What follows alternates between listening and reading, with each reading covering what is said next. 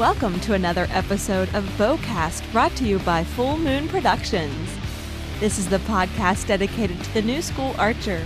Everything from tips, techniques, equipment, and attitude that will help your arrow fly straighter, faster, and longer, ultimately resulting in success in the field. And now, here are your hosts, the new school archers, Anthony and Aneal.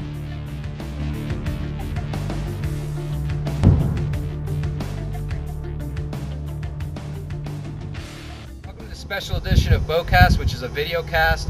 I'm out here on the eastern plains of Colorado doing some scouting for turkey, and what we wanted to do today is kind of go through what a typical archery type setup would be for turkey. We're going to cover some of the products that we use. We're going to cover some of the setups with decoys and safety, those kinds of topics. So I hope you enjoy this episode.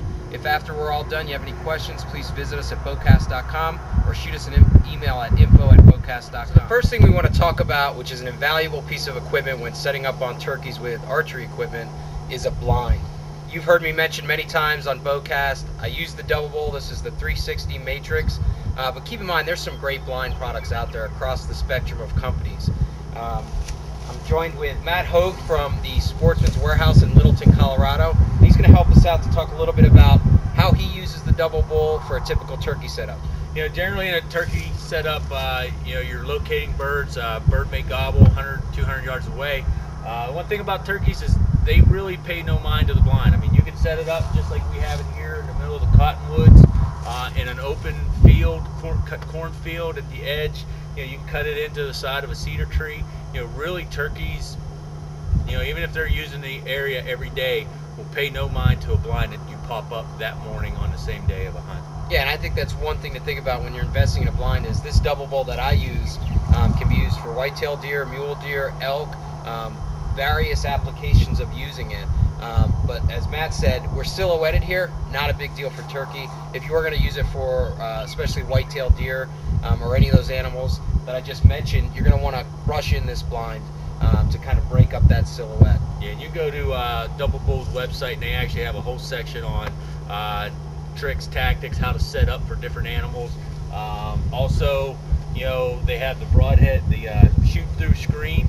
You know, on turkeys, once again, not necessary. Deer, hogs will generally have an objection to the big black hole, but turkeys, just, you know, being small-brained, really don't pay any attention. Right, so you're sitting in the blind in your typical setup. One thing that I like about the double bowl is obviously the adjustable window to get the right height.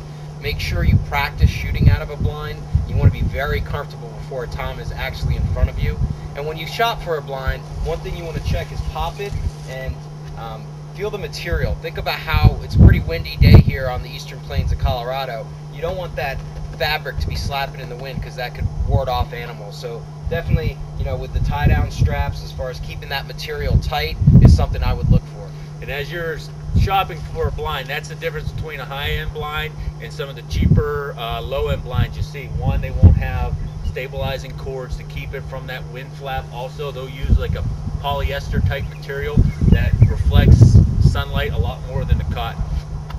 Excellent. Well, Matt, what do you think about extending from our blind into the setup of actual decoys? Yeah, let's show how we would actually set up in a situation like this if a tom would have gobbled off in the distance and put our decoys up. Let's do it. Yeah.